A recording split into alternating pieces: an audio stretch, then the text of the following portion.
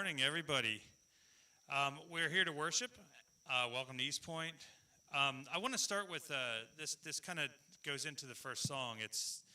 The first song is all about God's love. So this is Romans 8:38 and 39. It's for I am convinced that neither death nor life, neither angels nor demons, neither the present nor the future, nor any powers, neither height nor depth, or anything else in all creation will be able to separate us from the love of God that is in Christ Jesus our Lord. So this song is one we've done before. It's all about all those things, about how nothing can separate us from the love of God. So I would invite you to stand with us as we worship.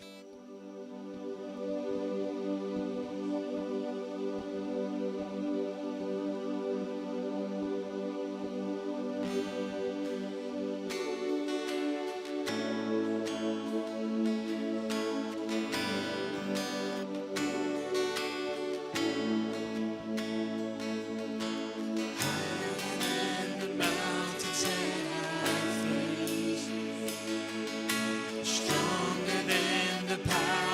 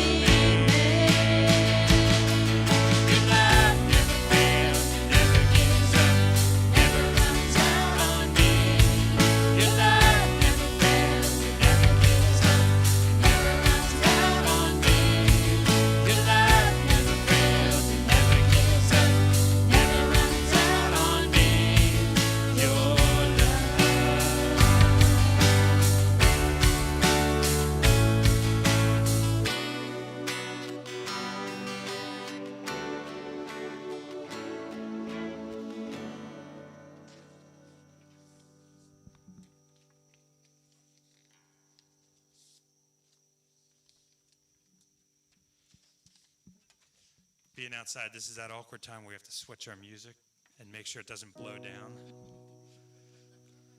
Inside, it's a little bit easier.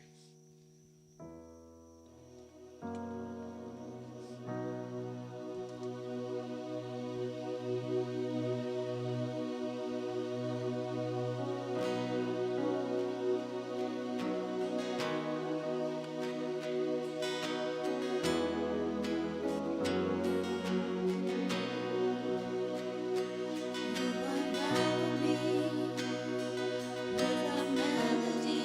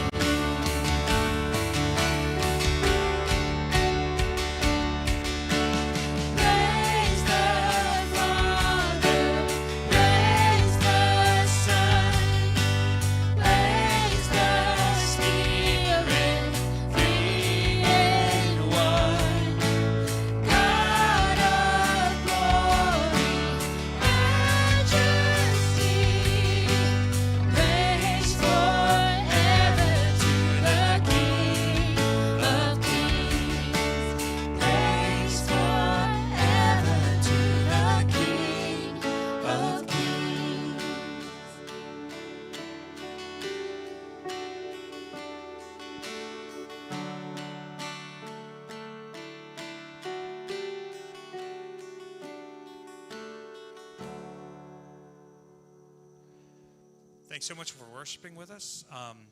We are going to take just a couple of minutes to let you all greet one another, and we're going to move some things around here. The other thing, just so JD, you don't think something funny is going on, since there could be some drizzle right around the end of service, we'll probably be behind you taking some electronics down that won't affect anything going on, just so you know. There's nothing wrong. But go ahead and greet one another, and we'll be back with some announcements and then the message.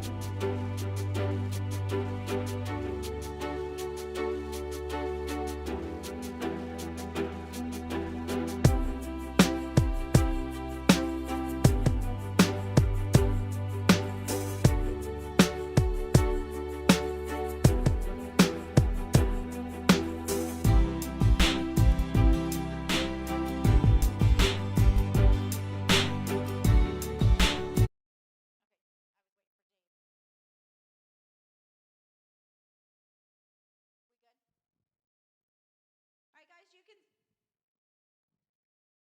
still.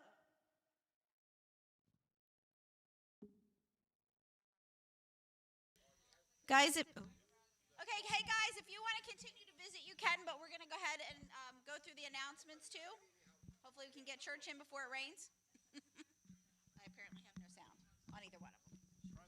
That's all right, I'm pretty loud. That's my kid. None of these are working? Neither of these are working? I'm good. You're good? Yeah. Nobody can hear me out here.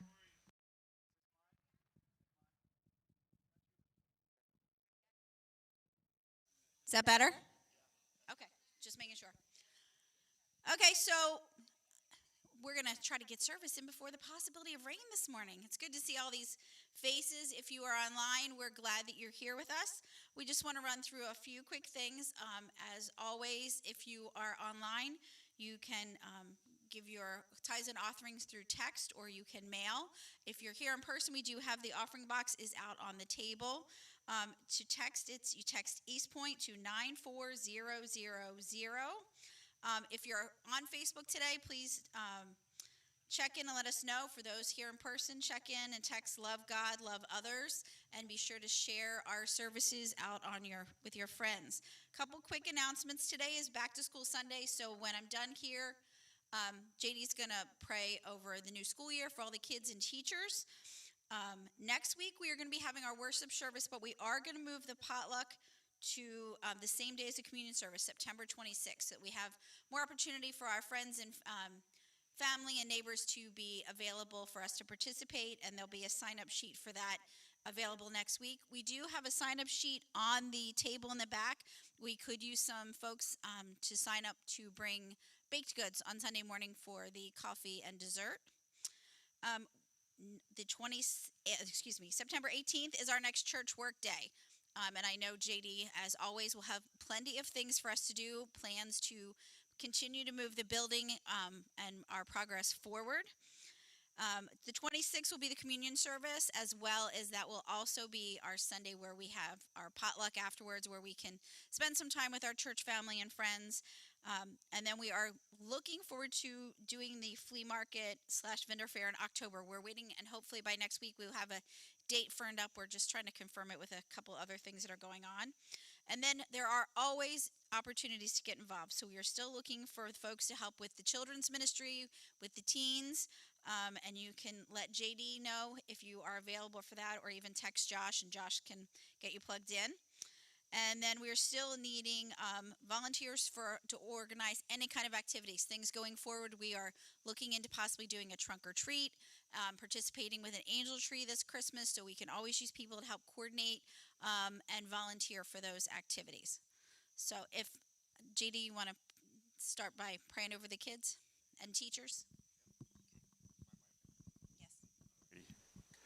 God, we do thank you for this another school year, and most of the kids are able to actually go to school and not have to stay home and watch it on TV. We just thank you that they're able to get back into that. We just pray for the teachers and the students, Lord, that you give them a good year, that they are able to make the most out of it. They will use it as an opportunity to grow, and that they will be finding ways to honor you in their school life. In Christ's name, amen. We know that several of the students have already headed back to college. I guess we're a little late. We should have done this like in July, So but hey, we were praying for them. We just didn't do it officially here. Not that these prayers get there any faster. Your prayers that you already did for them have certainly always covered them. I want to go over just a couple of quick announcements so that we so you know things that are going on. One of the things is that we had applied for a loan for the church in order to do the building, and we have been denied for that loan. They want to see some other things that we actually don't have right now. But, we're not discouraged. That's just God saying, I've got a better plan for you than what you were looking at doing. So we will get there. And the nice thing is we already have enough money to cover the phase one of what we want to be doing. So as soon as the contractor is ready, we're ready. And because of the work that we've been doing, those of you on the work days and the things that have been going on, the overall cost has come down of what we are going to need for it. So we are reaching that goal both by the things that you guys are giving towards the building fund and by reducing how much of a building fund we need. So we're cutting it off of both ends, so that's good. So I wanted to let you know about that.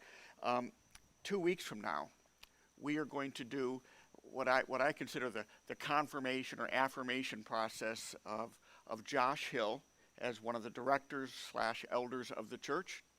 A number of people were nominated, and as it goes along, as it usually happens, people would just remove themselves from the thing for a variety of reasons. So we're down to it being Josh, and the current elders we've interviewed with him, we've talked with him, we feel really good about him joining. Probably half of you didn't know that he wasn't already on that team. He does so much here, and he does a lot of work.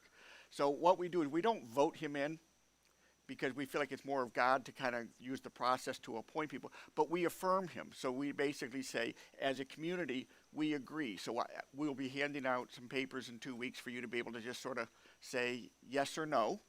So while we say it's not a vote, if for some reason you feel like he should not be affirmed in this leadership position, we would like you to let us know. And for those of you online, since a lot of you are watching online and you don't have you're not going to get the piece of paper because we can't collect them up too well. So what we're going to do is if you will just text me, or you can email me at jd@eastpoint, or you can text me at 302-379-4773 is my cell phone number. If you didn't catch that, it's usually on some of the slides and stuff like that we do, that my number is pretty easily available. And just say, yes, I think that Josh would make a great addition, or no, I have concerns, and here are my concerns. Because if you have concerns or you have a problem with him being taken on that leadership role, we want to know, because we take this process real seriously. So let us know if there's anything along those lines that you have, and we will, in 2 weeks, deal with that. It's in 2 weeks because next week I won't be here. I'll be actually down in Tennessee coming up this week. My sister passed, and so I'm going down for the funeral, and I'm joining many of the others who have got COVID, friends and family who have passed along. So the beauty is we're doing this series on joy, and losing my sister, while I'm grieving, it doesn't take away the joy that I have in the Lord, that I know that He is still in charge. And we were just singing about how, God has redeemed His dead. Those that have called on Him, He has redeemed them. He's called them back to Him. And I know that my sister has been called to her Father. So while it is a loss for me, it is a gain for her. So that's, we don't have to lose our joy. Our joy is not dependent upon the circumstances around us. So today we're just going to jump right into what we're talking about. And we will be shorter today, both so you don't get rained on, and because I owe you a few minutes from last week. So I thought about just taking up a second offering for last week since you got like more than usual, but instead I'll just give you some of those minutes back. So, but I saved, this is the last week of our spiritual disciplines, and I saved the best for last because it's the one that everybody just loves to talk about, and that's giving. In my notes, I have give until it feels good. You know how you hear give until it hurts? But if you give until it hurts, my experience is for most everybody, that's the very first dollar you give is when it starts hurting. We just don't like to give. It's hard to take something out of our pocket and put it into somebody else's. And so for most of us, it hurts right away.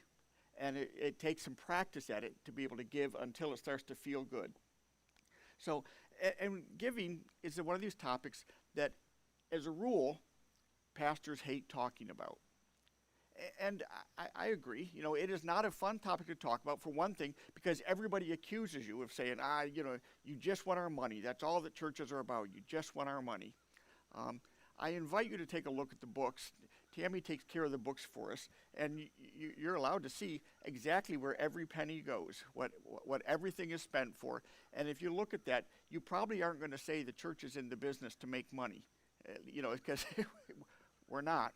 We're not like rolling in it. We have the money is all designated. It goes where it's supposed to. So I don't want to be at all ashamed to talk to you about your money, about giving, because God had more to say in the Bible about money than He did about heaven and hell combined. And if I talked about heaven or hell, everybody's like, "Oh yeah, we gotta hear about that stuff." But when we talk about money, it's like, you're talking about that again. There's a ton of stuff in the Bible about our money. And so we're going to address that, because I think it was a Wesley who said the last part of a man to be converted is his wallet. Because it's the thing of, it's just so hard for us to get past this stage. And it's a difficult thing to do. God said that wherever our heart is, there will be our treasure also. And wherever our treasure is, there's going to be our heart. Matthew chapter 6. He just basically says, hey, your money goes towards what you love. And that's where it goes toward. And so that's why if you take a look at your, not checkbook anymore, because I've heard that on the average a person writes less than one check a month now. But if you take a look at your online account, where you do it, or your whatever it is you use in your electronic wallet, and see where your money goes, you'll start to get a feel for, what do I really care about? Because maybe what you really love is eating out. And it's one of these things. When I work with people on their finances, and because I periodically will be working with folks, the first step I always have people do is I say, don't change anything. Just write down in a notebook every penny you spend. Just write it all down for like a week.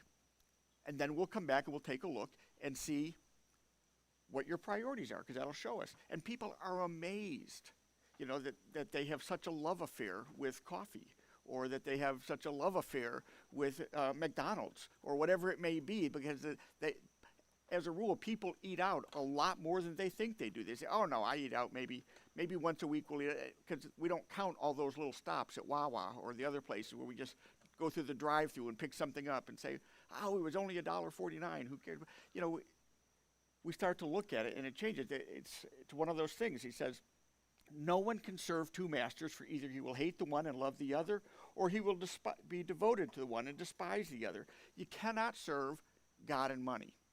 See, what God's letting us know is He knows the biggest competitor for our heart, our devotion, our time with Him is our money. It is the number one thing that will pull us away from God, is our money, which is why people don't like to hear you preach about it, because it's like you're stepping on some sacred ground when you talk about money. This is important to me, that you not, like, don't talk about my money. I've got my money. I'll take care of my money. And you hear the important thing here is my money. So don't be talking about it. This is all mine. Mine, mine, mine, mine, mine. I always think of, what was the Disney thing? I think it was the Finding Nemo, where they get to all those birds. Mine, mine, mine. It's like, I just think of that. That's kind of our approach to money. Mine, mine. And I often joke, because I say sometimes when I pull out a dollar bill that Washington has to squint from the light because I keep him tucked away, that it's, that because some have suggested that I'm a little on the tight side when it comes to certain things. Some things I'll spend like crazy. I've got a plane at home that costs over $300, for just no moving parts, nothing plugs in. It's a plane. It's an awesome plane, but it's a, so I could go to Kmart and buy the $40 one, but, I want one that's going to work and consistently work, and actually is a thing of beauty. I even thought about bringing a plane this morning to show you just how beautiful they can be. It is a work of art, and I love my planes. They're my favorite tools. So, and I'm going to guess, even those of you that do a lot, you hardly ever use a plane. Anybody use a plane anymore? Did anybody use a hand? It's like people don't use them anymore. And they are such fantastic tools. But that's not about planes this morning, though maybe it should be. I'm just going to give you a few different statistics on money, because of the money, and there are so many statistics out there that, I could have gone on the entire morning just giving you different statistics, some of which are funny, some of which are shocking, but I just picked out a few to be kind of representative of what's going on right now. And the first one I want to let you know is that the average weekly giving amount per churchgoer is $17 a week. That's the average weekly is $17. And you can do the math. I know some of you are already doing that. What's 17 times 52, assuming that they go every week? And, you figure out what the annual giving is, and so how do I stand up against that? And I don't give this to you for comparison purposes. I give it to you for this is the status of things. So this is what churches function from. That's the average. People making $20,000 a year are 8 times more likely to give than someone making an income of $75,000. Doesn't that seem backwards? Isn't it? But you think about it. If you're making $100 a week and you say, I am committed, I am always going to give 10% of what I've got, and so you give $10 a week because you feel like I'm committed to giving a tenth of all I had. So, and you made this promise to yourself. And then you start becoming more successful. Now you're making $1,000 a week. And it feels different to be putting $100 in the plate every week. And maybe you're good to where you're making all kinds of money. You're making $10,000 a week, and you're got to put $1,000 in the plate every week. And you say, God, this isn't fair. And God just says, well, I can take you back to $10 a week. We can arrange that. We can certainly reduce your income into something that feels a lot more fair to you. But it's the more money we have, one of the things is the tighter grip it gets hold of us. It's not that we have more money, but more money has hold of us. Because the more we have, the stronger grip it tends to get on us. And we see that is that as you make more money, you are less likely to give, which is a sad thing. And there's another thing about it is I think that people on lower incomes, because you recognize $20,000, and now this was 2015, so it's not up to date. It's not like last week this survey was done, so it's a little older. But even in 2015, $20,000 a year is a very low income. Because this is primarily, you think about having a family live on $20,000 a year. That's not a whole lot. But I think that when you have a smaller income, you understand more what it is to be in need, what it is to be dependent on God, what it is to do without. And those muscles are stronger. And as you make more and more, and you start to forget what it's like to do without, how it is that when you want something, you just can't go out and buy it. You start to feel more like, I've got more of my dependence and security in my money and not on God. Because that's almost always what the trade-off is, where you put your security. And I've noticed because there was a service we were in, one that in particular that I remember when they were doing some fundraising at a church in Africa. And they were encouraging people to give. Now, these are people that nobody has a framed house. I mean, the wealthiest among them had these like bricks that are made out of mud that created and they were considered very nice. Now, no electricity, no, I remember one of our group asked, well, where's your kitchen?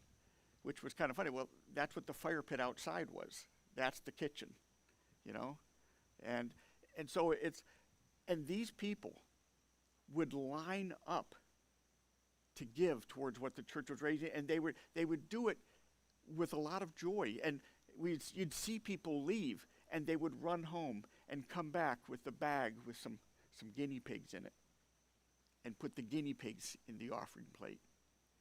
And somebody went and got a bag of, it was cement type of dirt. It was not really cement and not just dirt, but it was this bag, and he gave that so it could be used for what they wanted to build, so you could have some of this product.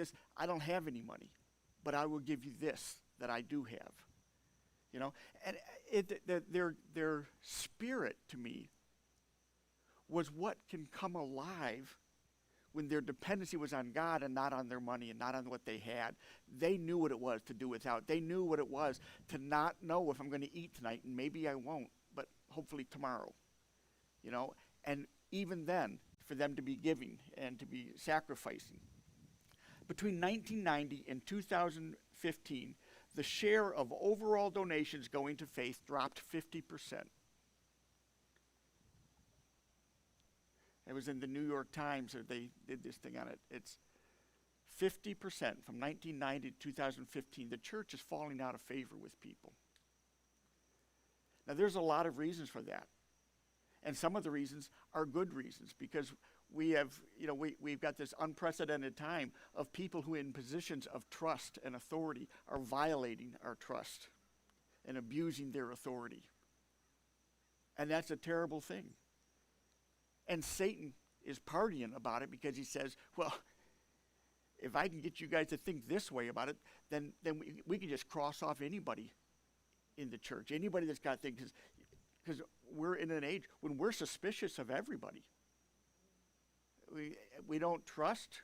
We don't want to give, it's like, I know as an adult white male, there's all kinds of things that I'm very careful about because I don't want to be seen as doing, we had to, it's like, I was helping someone in their house, a single woman, I was helping her do some flooring, and was brought up to me about, it doesn't look good. And so now I'm trying to scramble to find out, well, what solutions can we find so she can get the help she needs, but I'm not looking like I've been compromised. And, we wanted to handle things correctly. And I'm not saying that we shouldn't be careful about those things, but we live in a time where trust is very little. So when we talk about money, then there's like, oh, well, what's going on with it? Which is one of the reasons, as a church, we are so extremely transparent. It's important to me that we be transparent. You want to say, well, yeah, but you can say that, JD, because you're getting paid to do this. Like I said, look at the books. You will see exactly what I'm getting paid. You will know, and you can say, you can decide for yourself, is that fair or not that we pay him? And you can make that decision. You know where everything's going. There aren't like some extra perks that are going on or things like that. We're very transparent because we want that to be something that is well known. We want you to be able to trust that when you give here at Eastpoint, that your money is going for what you think it's going for. It is going for the ministries. It is going for the work that's being done here. It's going towards us being able to establish something so we can reach the community. Because I think that there is no better goal or better way to do it. This shouldn't surprise you. Women make up 3/4 of North American donors. That shouldn't surprise us, should it? Because, for one thing, women made up 80% of the prayer team that met this morning. You know, we are an unusual church in that we have more men involved than the average church does.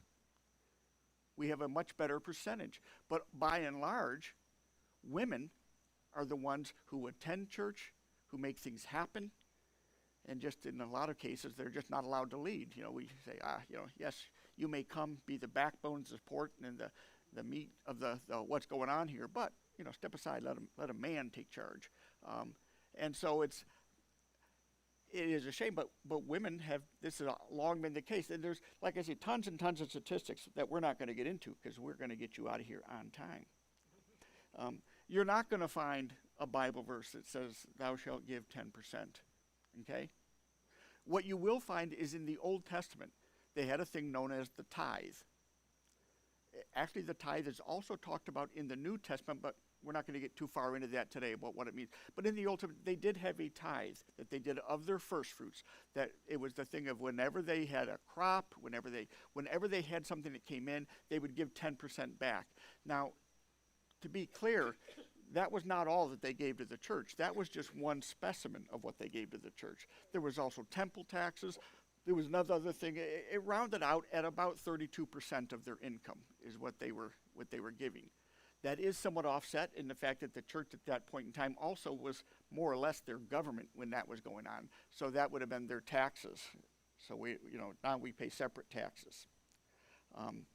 But it was just an assumption that's made, and it's considered to be just an expected part of the Christian walk, which is why I include it in the disciplines, is that this is a part of what brings us closer to God, and I think brings us greater joy. Because I think there is great joy in using your money wisely, which is what we're going to be looking at, because that's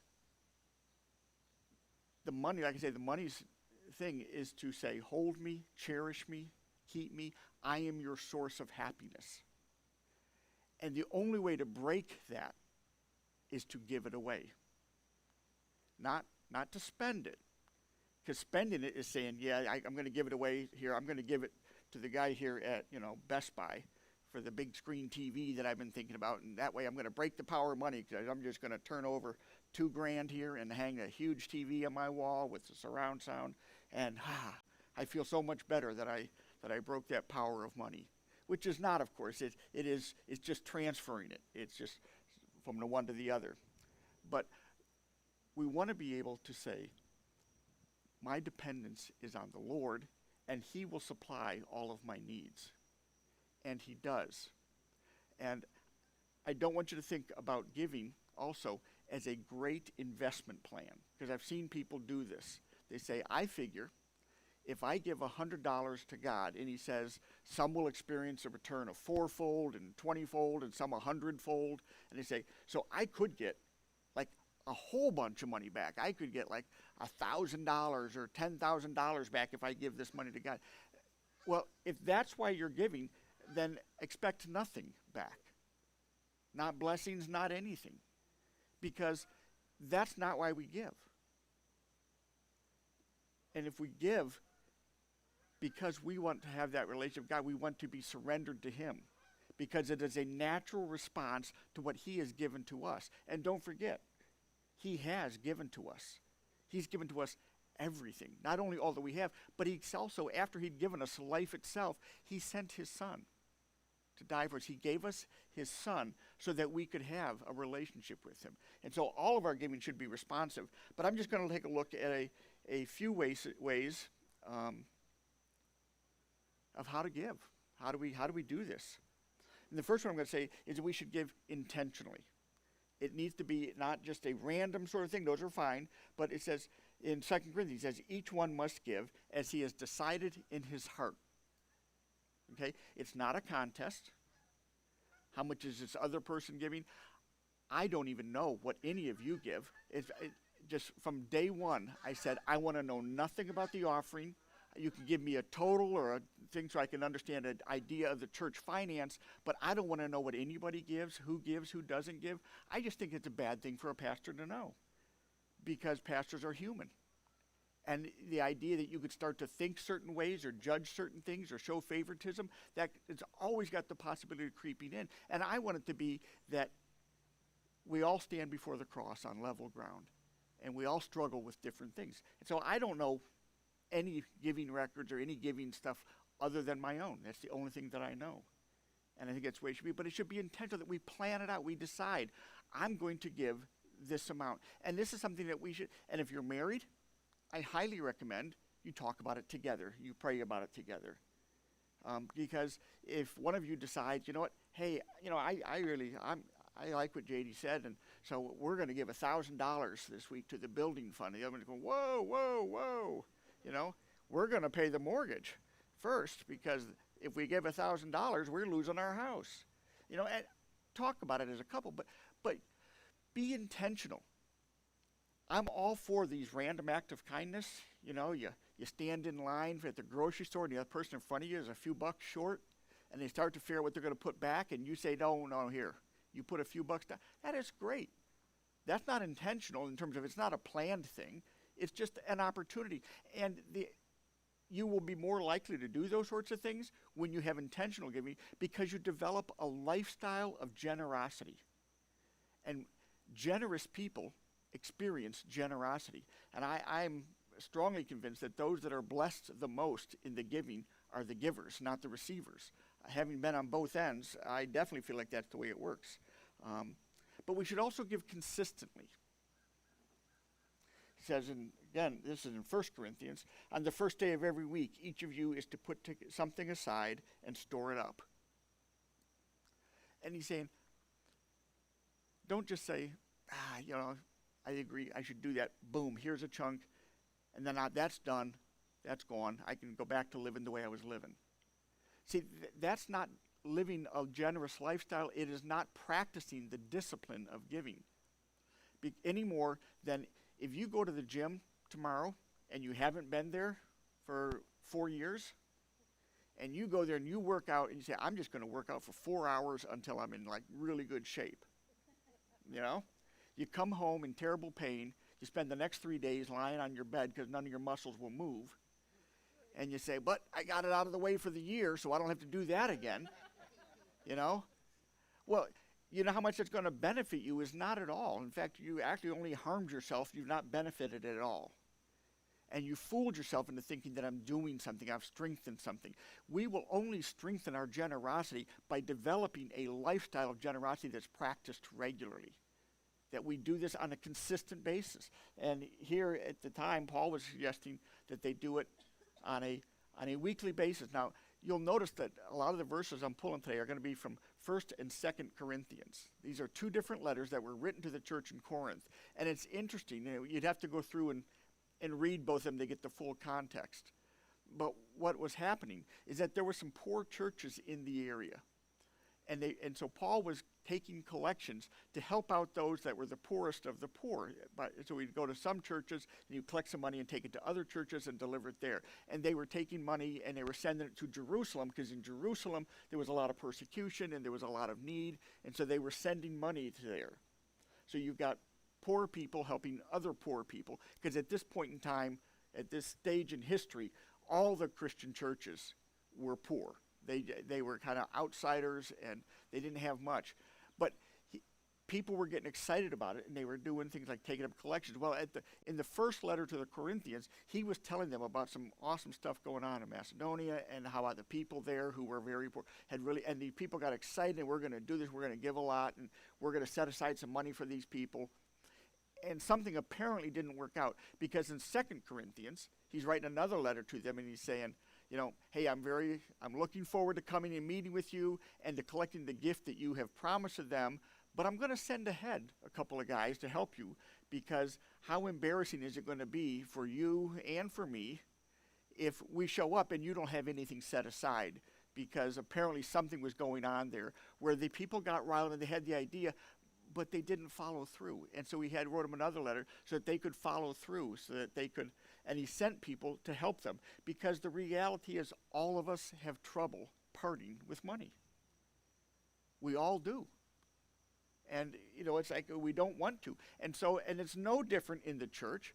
And we can tell ourselves, yeah, but I'm giving to God's work. And we know that, but there's still a feel to it, isn't there? We experience that, an emotional connection to our money when we let it go. That emotional connection, to me, is one of the best reasons to be a consistent giver. Because the only way you're going to keep your emotions around money in check is to give it away. So we should be giving consistently. We should be giving proportionally. He says in 1 Corinthians again, he wants them to set it aside as he says, as he may prosper. As each of you prospers, how you prosper with this, how well you've done, give accordingly. If you have made a lot, give a lot. If you've only made a little, then you're going to give a little. And if you've made a medium amount, well, give proportionately. Well, if the word proportionally throws you off, the easiest way to think about that is percentage.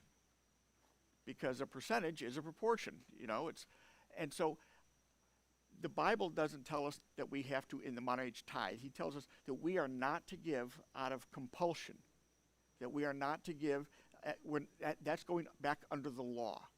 And Jesus came to free us from the law and say that you are no longer under the law. You don't have to follow that. You're not held in check by that.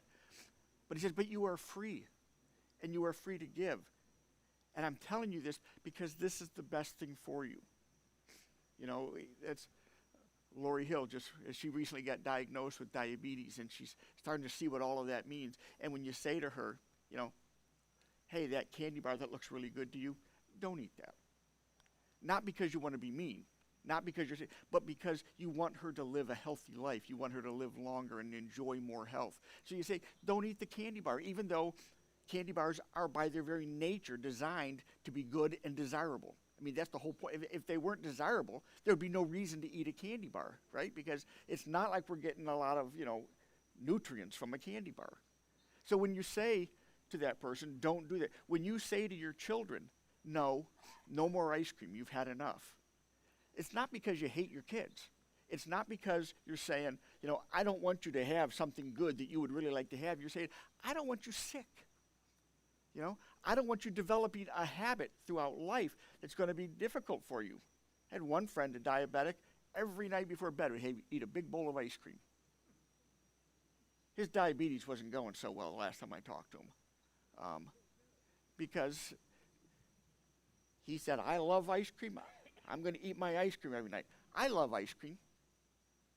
And I snitch sometimes. But I try to be careful about that, because it's not good for me. You see, God tells us this giving, he doesn't tell us to do this just so that he can take our money away. God doesn't need your money.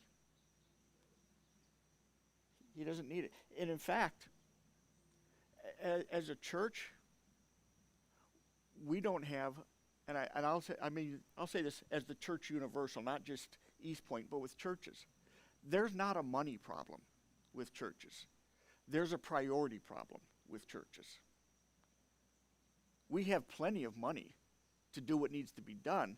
The problem is we spend that money on things that are elsewhere. We don't prioritize God's kingdom.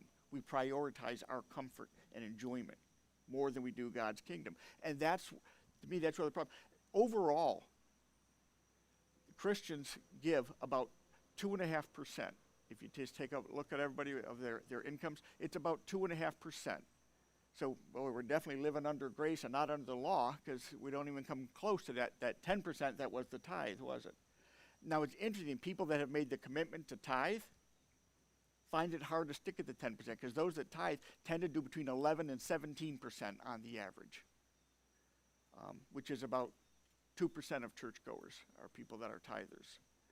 So it's one of these things that We don't have a money problem. We have a priority problem. And we have to look and say, what are my priorities? What do I really care about? And the last point I want to make on this is that we should give joyfully. You know, each one must give as he has decided in his heart, not reluctantly or under compulsion, for God loves a cheerful giver. And this is our, everybody's like, you know, you don't emphasize that too much, that not reluctantly or under compulsion, because you want people to give.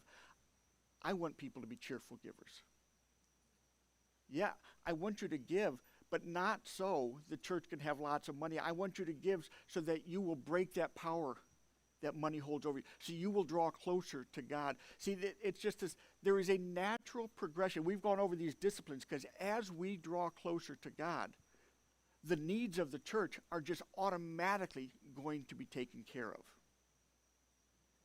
We will find a way when we are that connected in with God. If one of my children or my wife, or something, if there's a need there, nobody has to say, you know what, you really ought to think about this is important for you to do. You need to step up and help pay that dental bill. You know? Nobody has to say that to me. It's assumed. Of course, I'm connected with my wife. If she has got an expense, then I have an expense. That we're connected in that. And God says, I want you to be connected with me. I want you to love what I love, to care about what I care about, to meet the needs that are there, because you don't say mine, mine, mine, but you say yours, yours, yours, that God is the owner of all that we have. He is the one that provided for us. When I think about all the best things that I have in life, none of them have I earned. I think it's awesome to be an American. I mean, you can complain all you want about our government. We are really, really privileged in this country. We are really privileged. I had nothing to do with that. I didn't, sit there and look at a map and say, I think I'll be born here. I just showed up based upon some other people's lust or love or anything, whatever's going on there. It's like, and I just showed up. And I came out white, which meant that I had some privileges that other people don't have. I am treated better in some ways. I had nothing to do with that. My parents were educated. So I grew up fairly middle class, which means I went to school with shoes on and clothes that were not all torn apart. And I had nothing to do with it. School came very easy to me. Some of my classmates always felt like that was unfair, that I would goof off and still get the grades because school came really easy. And you know what I did to accomplish that? Nothing. God gave me that ability. I didn't have that ability. I walk on two legs. I can see. I can hear. It's all fading as I get older, but I can still do those things. None of it have I done to earn. So for me to look at the money that comes to me through the work that I do and say this is mine is in some ways ludicrous. I make money because God has given me abilities that I've used in one of the wealthiest countries in the world, and I get compensated for it. It's a blessing all the way around. So if God says, I want you to give back to me, not because I need your money, but because I don't want you thinking that it's yours, that it's all, that you own it. I don't want you thinking that this is what you depend upon. I want you knowing that you depend on me. And if you don't depend on me, you will not have your best life. You will not live your best life. That happens when you are dependent on me. That's when you are living your best life. And you will have joy. And I'll tell you, I have not always been a tither. I was one who looked at the bills and worried and said, we just can't afford to do this.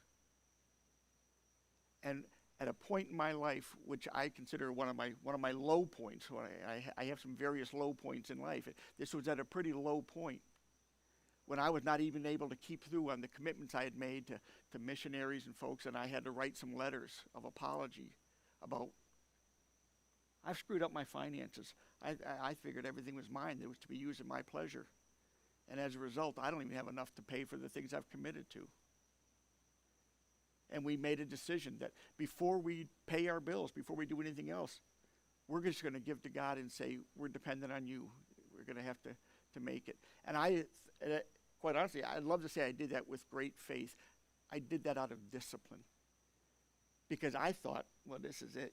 We're going to start losing all kinds of stuff. We'll probably get kicked out of our house. We're going to, because we start giving our money away like that, it's all downhill from here. And to my amazement, it wasn't. In fact, I often looked at it and said, I don't even know how the math worked. Because it seemed like I was giving away, and yet things kept working out. And I missed some of the ways in which God was taking care of me that I probably just looked at and thought, wow, that was nice, or helped out. Never, of course, giving God the credit. I just felt like as a matter of discipline, I needed to do it. But the joy increased. I didn't feel the guilt around it. And you know what else happened? Some of my lust decreased. And I've told you before, my pornography that I look at and watch, woodworking videos, and the Lee Valley catalog. Oh my goodness, I go deep into sin with the Lee Valley catalog. There is so much there that I look at and say, oh, look at that one. I was looking at a 22-inch joiner plane the other day. Oh, it was sweet. But, but my lust decreased as I start to look, because I look at something like that and I think, I could do that, or there's something else that I can do here. There's another, and I'm not saying there's anything wrong. In fact, if I were to predict whether or not in my future there will be a 22-inch Lee Valley, a Veritas plane in my life, I wouldn't bet against that, because I do love my planes. So God's not saying, I don't want you to enjoy, I don't want you to have nice things. He's saying, I want your priority to be me. I want your dependence to be on me. Because you cannot serve me and your money. And money demands to be served. So I'm just encouraging you, make the right choice and step into the joy that can be yours as these disciplines are followed through. Let's pray. God, I just thank you for the beautiful day that you held off the rain, that we were able to just be out here and enjoy the weather. And I just pray for those that are at home, Lord, that we can just be together as a community, and we can enjoy one another even when we can't see one another. Lord, I thank you that you have so abundantly blessed us. Lord, help us to keep our priorities straight. Help us to recognize that without you, we really do have nothing. Even if we are wealthy by the world's standards, without you, we are in poverty. And help us to recognize that and to lean on you and to practice these disciplines accordingly. In Christ's name, amen. Now, I know that you haven't had a chance maybe to practice all the disciplines that we've talked about. But if you have been practicing some of them as we've gone along, I tell you that by now I am sure you are seeing a difference in your spiritual walk. And if you haven't, you're saying, well, I was just waiting to get the whole thing done, JD, then I'm going to pick and choose and see from there where I go. Well, okay. But I don't just tell you these things so that you have information about, hey, what are the spiritual disciplines about? I want it to be practical, things that you put to use here and now, that you spend time in prayer, that you get alone, that you silence in solitude, that you even try fasting. Maybe for you, fasting initially is going to be, I'm going to skip lunch today, and maybe that's what it is, and that's all it's going to be, and that's okay.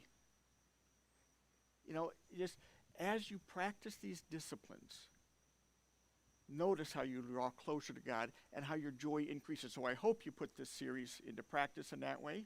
Next week, a worship service that you're going to have, lots of praise. It's going to be awesome, and I will see you in 2 weeks.